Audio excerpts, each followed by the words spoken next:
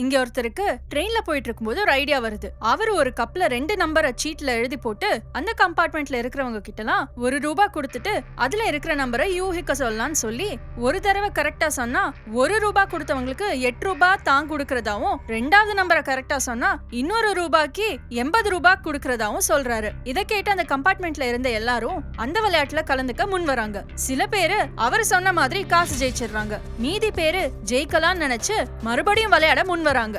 அதே சமயம் ஜெயிச்சவங்களும் மறுபடி ஜெயிக்கலாம் நினைச்சு முன் வராங்க. சோ இந்த விளையாட்டை ஆரம்பிச்சவருக்கு தன்னோட கையில இருந்து காசு போடாமலே லாபம் வர ஆரம்பிக்குது. இந்த விளையாட்டுக்கு இவர் மட்கான பேர் வைக்கிறாரு.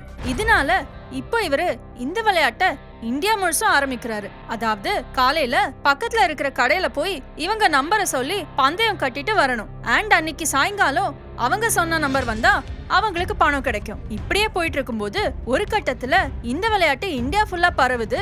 அண்ட் இந்த பந்தயத்தினால இந்தியாவோட பொருளாதாரமே கம்மியாயிடுது. இதனால இந்த விளையாட்டு நடத்துறவரை தேடி கண்டுபிடிக்க சொல்லி ஒரு டீமை ஃபார்ம் பண்றாங்க. இந்த டீம்ல ஒருத்தர் மாறுவேஷத்துல வந்து யார் இந்த விளையாட்டை நடத்துறாங்க அண்ட் எப்படி நடத்துறாங்கன்னு கண்டுபிடிச்சு இவரை நெருங்கிடுறாங்க. இப்போ அவர்கிட்ட இதை நிறுத்த சொன்னா அவர் என்ன சொல்றாருன்னு, என்ன இந்த பந்தயத்தை நடத்த விட்டா நானே இந்தியாவோட மொத்த கடன் எல்லாத்தையும் அடைச்சிருவேன், ஏன்னா என்கிட்ட அவ்வளவு காசு கொட்டி கிடக்குன்னு சொல்றாரு.